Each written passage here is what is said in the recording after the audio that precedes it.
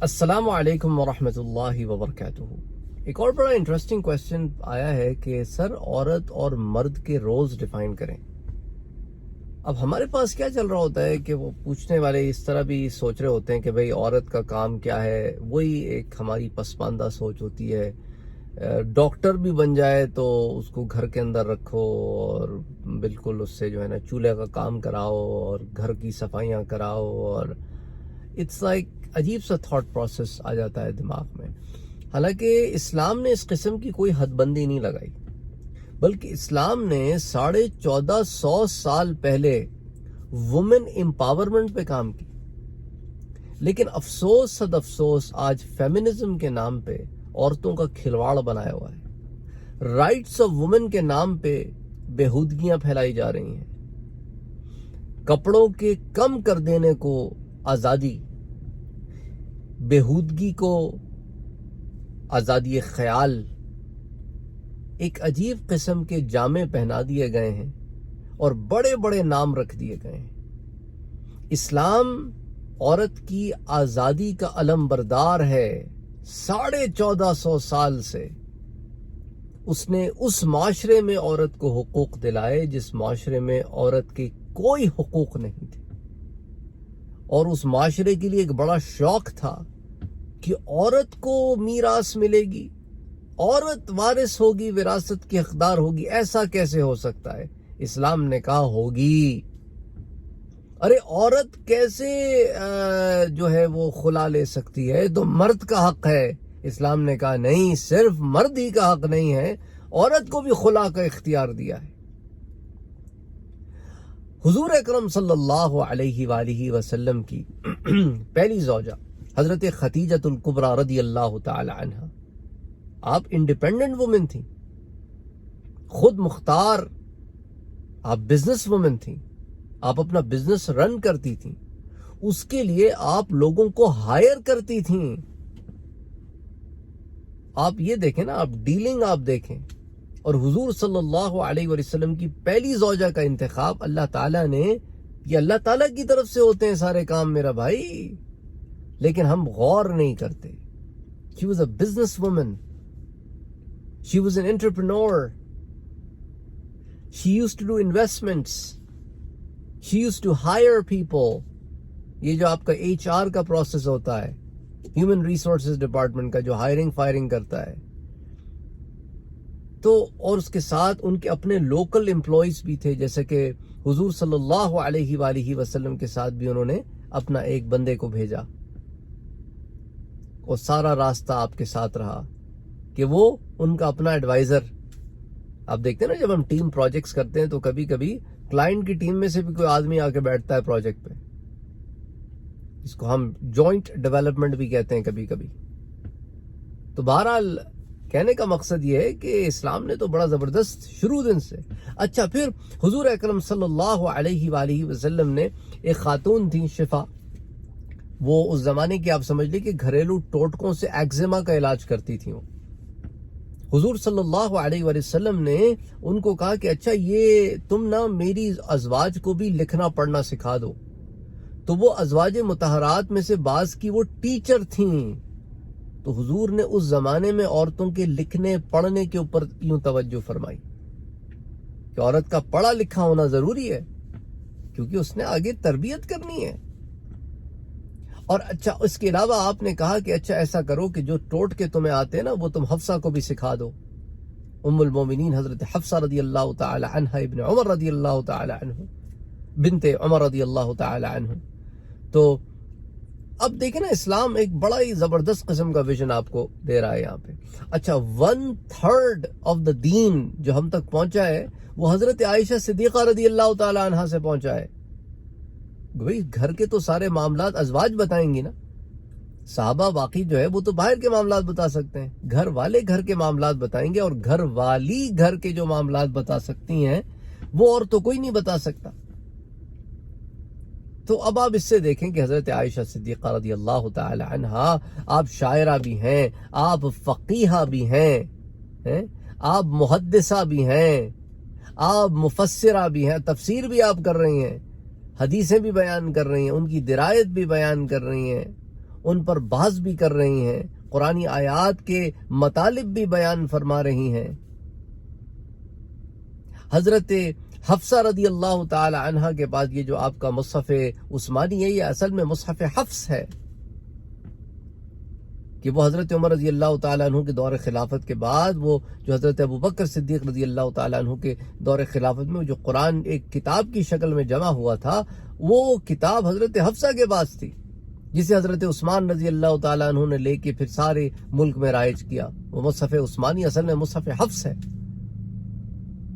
تو آپ اس سے اندازہ کریں کہ حضرت عمر کا اپنی بیٹی کو وہ قرآن دے کر جانا، ام المومنین حضرت حفصہ رضی اللہ تعالیٰ عنہ کو، اور جبکہ آپ کے اپنے بیٹے بھی موجود ہیں حضرت عمر کے، حضرت عبداللہ ابن عمر بھی موجود تھے۔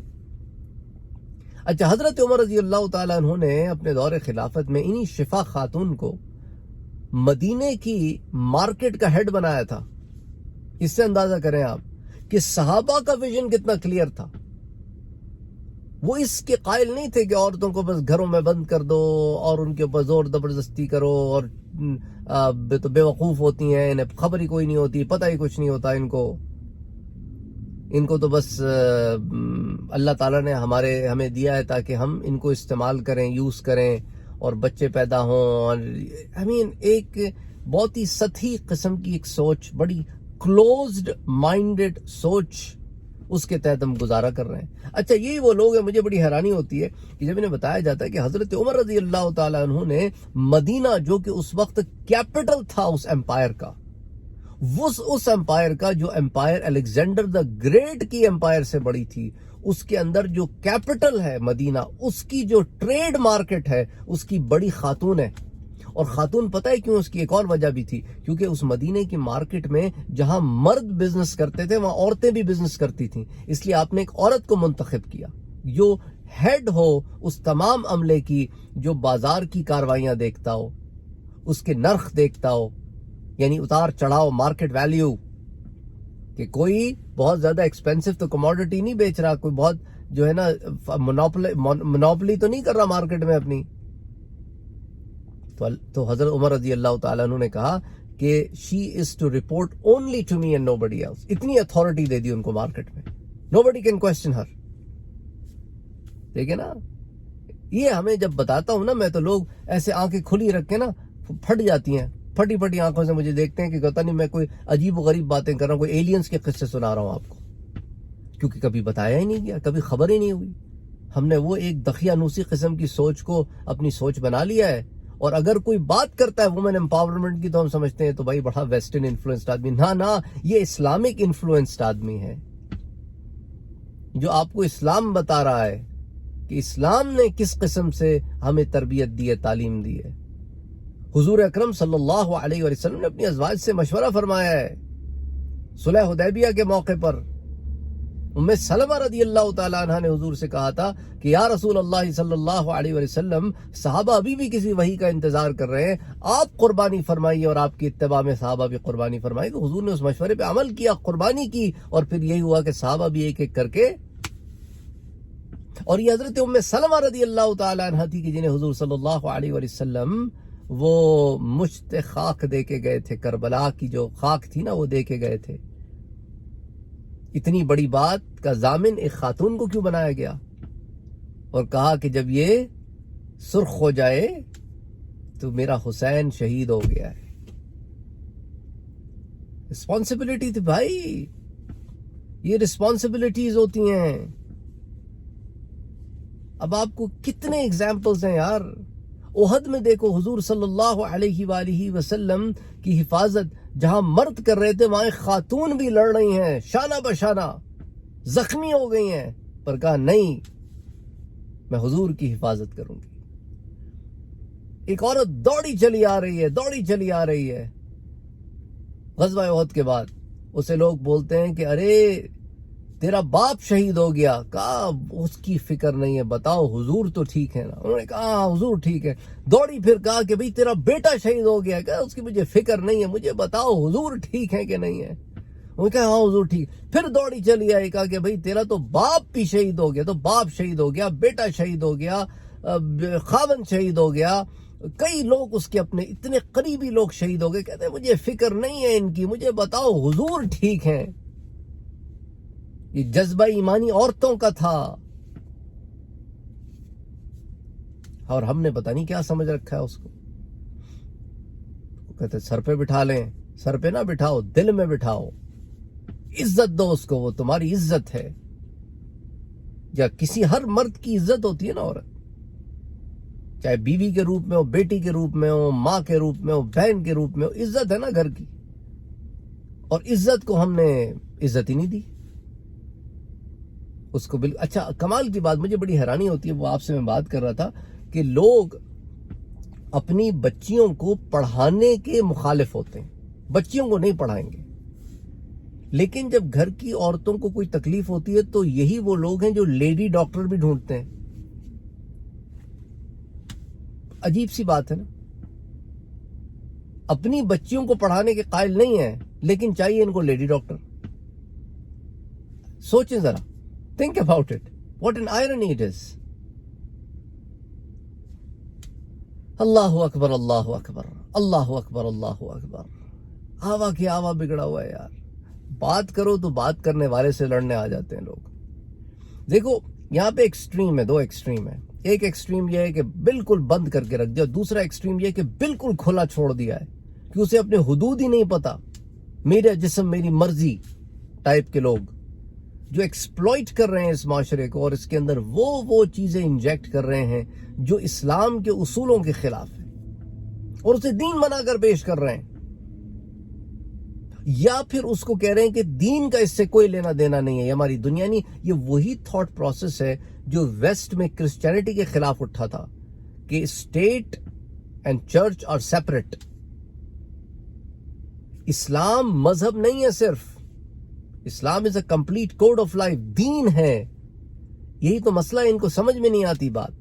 انہوں نے اسلام کو مذہب سمجھا ہوا ہے. انہوں نے کہا کہ اسلام کو مسجد تک رکھو، اس میں نماز، روزہ، زکوٰۃ وغیرہ جو تم نے کرنا ہے کرو، حج کرنا ہے کرو، جو عملی زندگی میں دین کا کوئی عمل دخل نہیں ہوگا. اسی سوچ کو تو توڑا ہے اسلام نے. اس لیے تو قرآن کریم میں عملی زندگی کی اللہ نے تعلیم دی، اور میرے پیارے نبی صلی اللہ علیہ وآلہ وسلم نے اس عملی زندگی کو جی کے بتایا ہے. اس لیے قرآن نے اس پر گواہی دی ہے کہ وَإِنَّكَ لَعَلَىٰ خُلُقٍ عَظِيمٍ، آپ تو اخلاق کے اعلیٰ ترین مراتب پر فائز ہیں کہ اخلاق آپ سے جنم لیتا ہے. سبحان اللہ، سبحان اللہ. اور حضور کی زندگی میں لَقَدْ كَانَ لَكُمْ فِي رَسُولِ اللَّهِ أُسْوَةٌ حَسَنَةٌ، اور حضور کی زندگی میں تمہیں تمہاری زندگی کے ہر قسم کے نقوش مل جائیں گے. جو مسئلہ ہو تمہیں حضور کی زندگی میں حل تمہیں اس کا اللہ نے دے دیا ہے. تم پڑھو تو صحیح، جانچو تو صحیح، جانو تو صحیح. لیکن افسوس کہیں ایسا نہ ہو کہ میں 15-20 منٹ بولوں تو صحیح پر اثر کوئی نہ ہو. لیکن میری دعا یہی ہے کہ اللہ تعالی ان الفاظ کو زیادہ سے زیادہ لوگوں تک پہنچائے اور اصلاح کا سبب بنے. اصلاح مقصد ہے. میں کوئی یہاں پہ بیٹھا ہوا آپ کے اوپر چنگاڑ نہیں رہا ہوں. میں ایک آپ کو کور ویلیوز کے ساتھ ساتھ آپ کو ریالٹی بتا رہا ہوں، گراؤنڈ ریالٹی بتا رہا ہوں کہ گراس روٹ لیول سے کام کرنے کی ضرورت ہے، سوچ کو بدلنے کی ضرورت ہے، اسلام کو سمجھنے کی ضرورت ہے، صحیح معنوں میں دین کو سمجھنے کی ضرورت ہے. اور ایسا نہیں ہے کہ لوگ نہیں کر رہے ہیں. الحمدللہ ثم الحمدللہ تبدیلی آ رہی ہے، پر we need this change at a far more faster pace. زیادہ تیزی سے یہ چینج ہمیں لانے کی ضرورت ہے. مور ایکسپونینشل گروتھ چاہیے ہمیں. ابھی ایڈیشن سے کام نہیں چلے گا، ابھی ایکسپونینشل گروتھ چاہیے ہمیں. میس لیول کے اوپر گروتھ چاہیے. سوچ کو بدلنے کی ضرورت ہے ایک عام مسلمان کی. اسے پروگریسو بنانا ہے، اس کو سوچنے کا اس کو ڈھنگ سکھانا ہے کہ حضور صلی اللہ علیہ وآلہ وسلم کے بارے میں قرآن کیا کہتا ہے کہ حضور امت کو حکمت سکھانے آئے ہیں.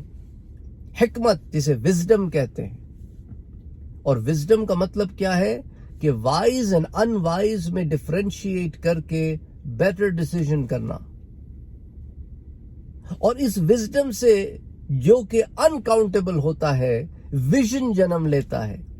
آپ کی نظر ہونی چاہیے فیوچر پر.